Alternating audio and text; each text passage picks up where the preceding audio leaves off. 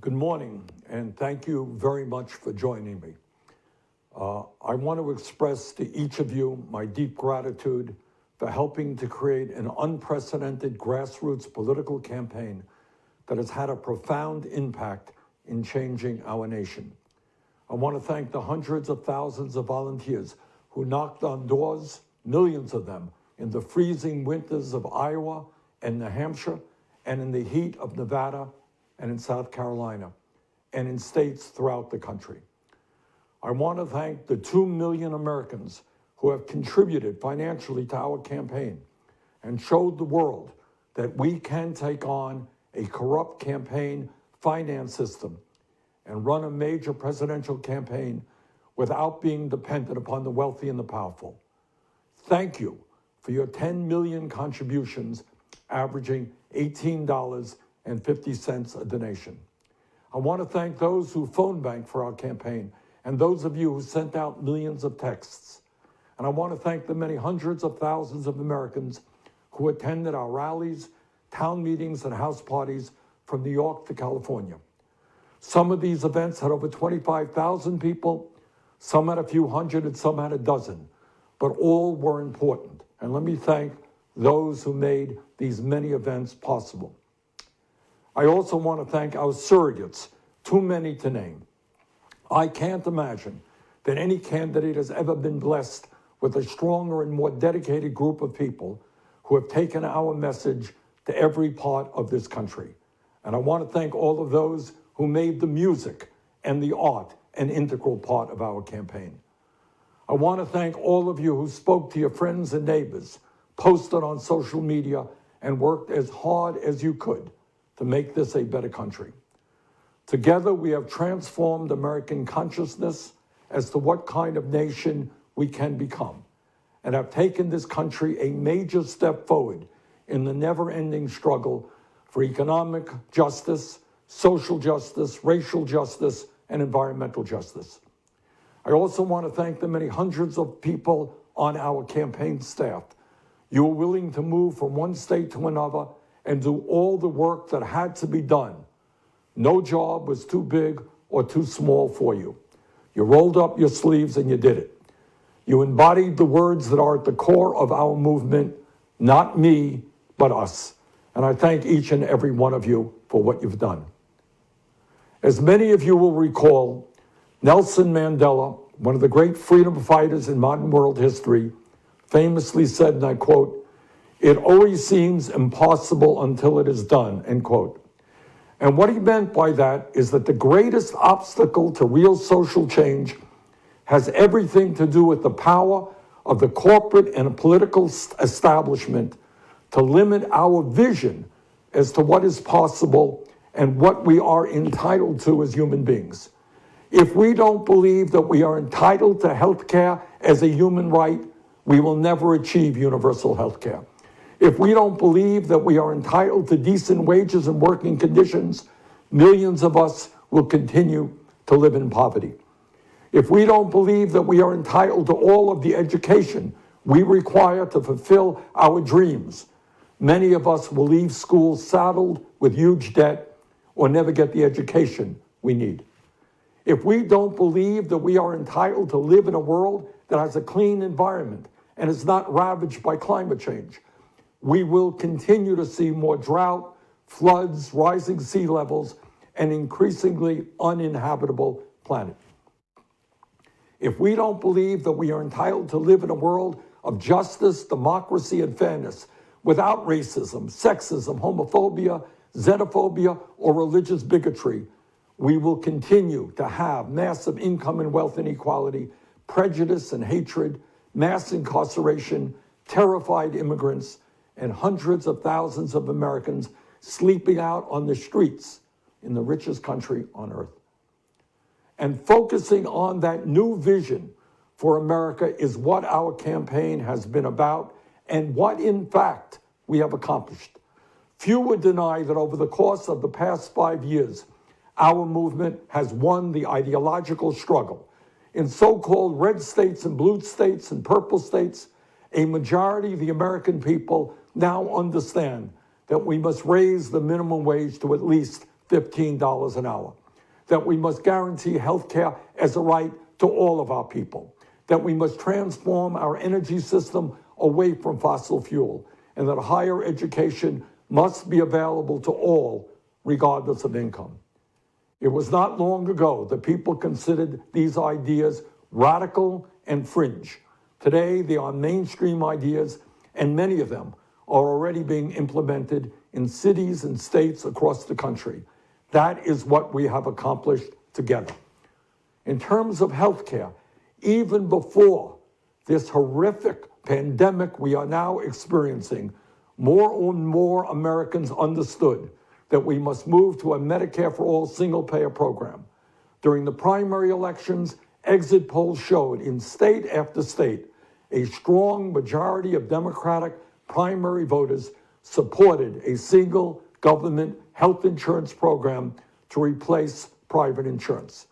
That was true even in states where our campaign did not prevail. And let me just say this, in terms of healthcare, this current horrific crisis that we are now in has exposed for all to see how absurd our current employer-based health insurance system is. The current economic downturn we are experiencing has not only led to a massive loss of jobs, but has also resulted in millions of Americans losing their health insurance. While Americans have been told over and over again how wonderful our employer-based private insurance system is, those claims sound very hollow today as a growing number of unemployed workers struggle with how they can afford to go to the doctor or not go bankrupt with a huge hospital bill.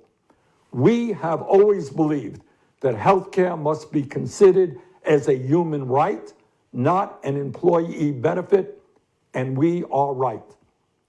Please also appreciate that not only are we winning the struggle ideologically, we are also winning it generationally. The future of our country rests with young people.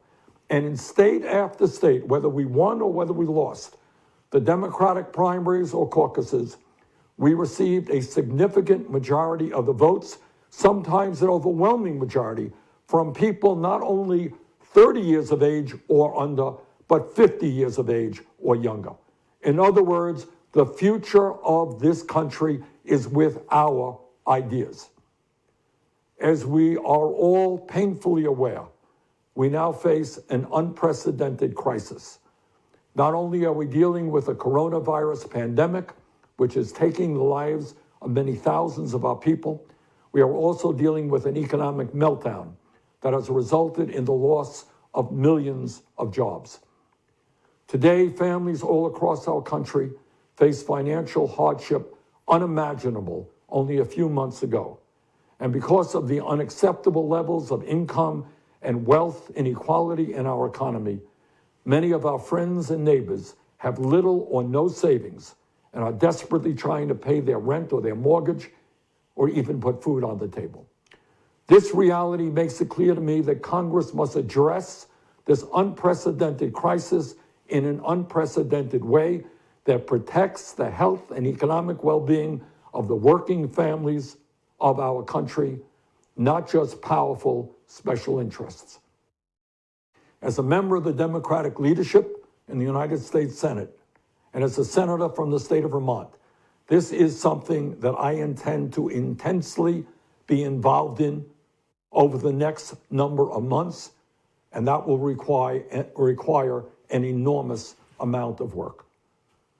Which takes me to the state of our presidential campaign.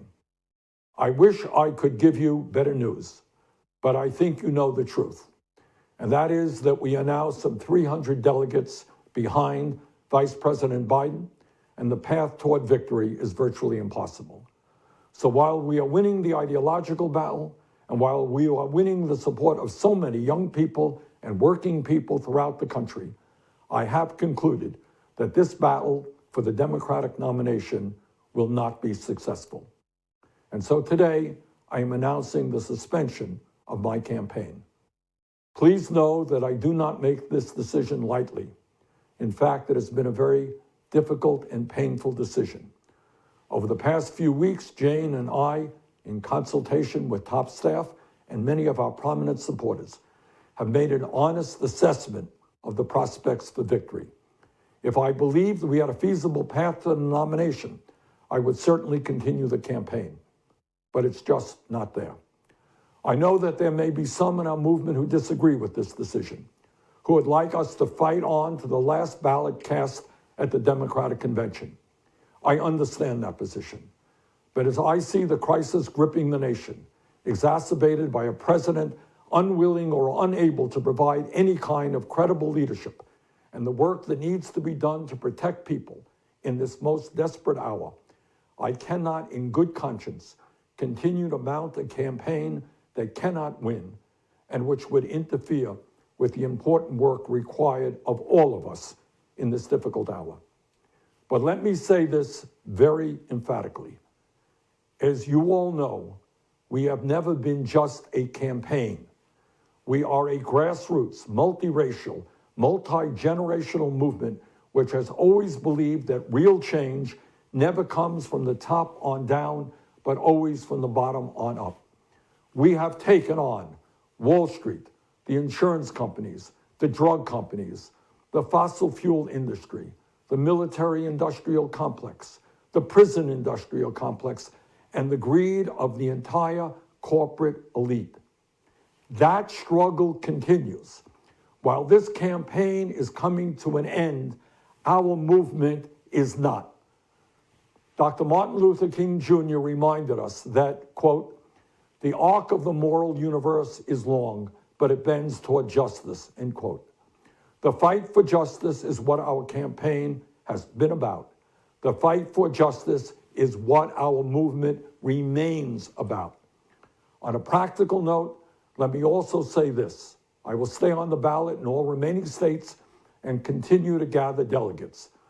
While Vice President Biden will be the nominee, we must continue working to assemble as many delegates as possible at the Democratic Convention, where we will be able to exert significant influence over the party platform and other functions. Then together, standing united, we will go forward to defeat Donald Trump, the most dangerous president in modern American history.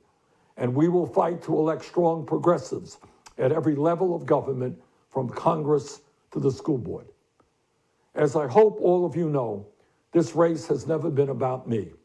I ran for the presidency because I believed that as a president, I could accelerate and institutionalize the progressive changes that we are all building together. And if we keep organizing and fighting, I have no doubt but that is exactly what will happen. While the path may be slower now, we will change this nation, and with like-minded friends around the globe, change the entire world. On a very personal note, speaking for Jane, myself, and our entire family, we will always carry in our hearts the memory of the extraordinary people we have met across this country. We often hear about the beauty of America, and this country is incredibly beautiful. But to me, the beauty I will remember most is in the faces of the people we have met from one corner of this nation to the other. The compassion, love, and decency I have seen in them makes me so hopeful for our future. It also makes me more determined than ever to work to create a nation that reflects those values and lifts up all of our people. Please stay in this fight with me. Let us go forward together. The struggle continues. Thank you all very much.